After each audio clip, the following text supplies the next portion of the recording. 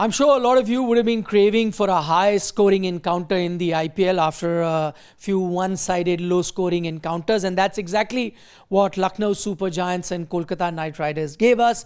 A game that saw in excess of 470 runs being scored. Eventually, Kolkata Knight Riders falling just a hit short of a boundary shot. 4 runs was the victory margin for Lucknow Super Giants. Let's take a deeper look and look at the positives from Lucknow and things that Kolkata Knight Riders got wrong on the day. Starting with Lucknow Super Giants, they are now sitting pretty on the points table. A team that many considered was weak on the bowling part is punching above its weight right now in the top 4, and that is courtesy a lot of factors. Let's start with their biggest positive so far in the season, and that's been their batting.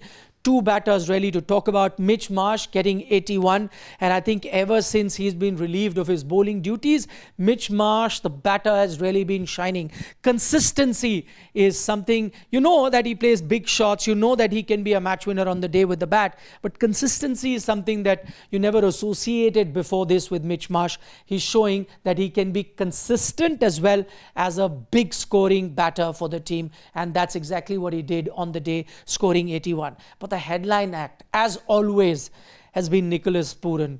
In my opinion, the best T20 batter all along. He was unfortunate that last season he wasn't getting enough balls to play. This time, Lucknow Super Giants have got it bang on, batting him at number 3. Once again, he stands there in the forefront. The difference maker between the two teams, 87 he got at a strike rate which is way above 200. To bat for so long at that strike rate just tells you the ability of that batter. And it's not always about slogging.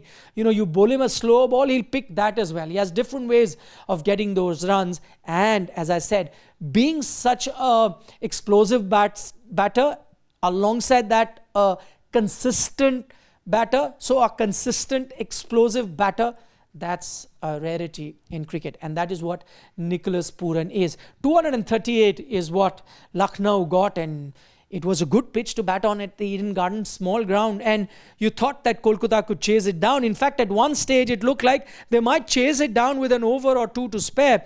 12 over mark, you have 8 wickets in hand and you need less than 11 and over. You're going with the batting team. 13th over mark, you again need less than 11 and over, 7 wickets in hand. You're still going with the batting team. But after that, the game changed.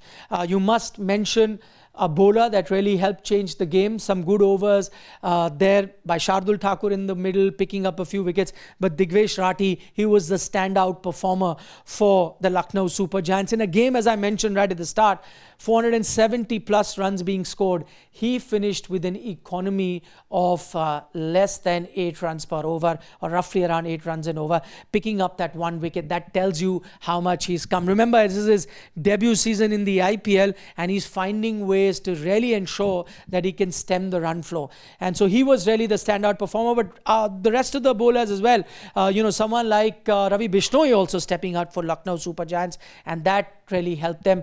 The good thing about LSG throughout this game was that they focused on their plans. For example, Shardul Thakur, he was getting hit, bowled a lot of wides as well, but he stuck to his plan. Full tosses, lower full tosses amounted to 2 wickets. Ajinkya Rahane getting out on a lower full toss. Someone like an Andre Russell getting out on a lower full toss. And that is what Lucknow Super Giants did very well. Captaincy of Rishabh Pant, I've been saying he may not have been scoring a lot of runs with the bat, but as captain, he's been spot on. He's the one who comes up with plans. You can make out that he's not panicking. Bowlers get hit for runs, but he tells them to focus on the plans, focus on the fields that he's setting, and eventually the result will come their way. And that's the template that they're following. Reminds me a lot of what CSK used to do at one point. That's what Lucknow Super Giants are also doing. However, having said all of that, I think Kolkata would be ruining a missed opportunity. They almost had the game in their hands. Some could question their batting order.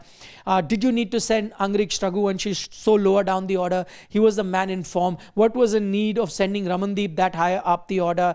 Venkatesh Iyer then blowing hot and cold. I know he had a good knock of 45, but on occasion he was found wanting. Could he have really upped the ante at one point? Maybe. Andre Russell, it's been some time now. I know they were winners last time, but it's been almost a season and a half where his bat is really not firing like it used to be in previous season. That is something that KKR needs to look at. They have a deep batting order.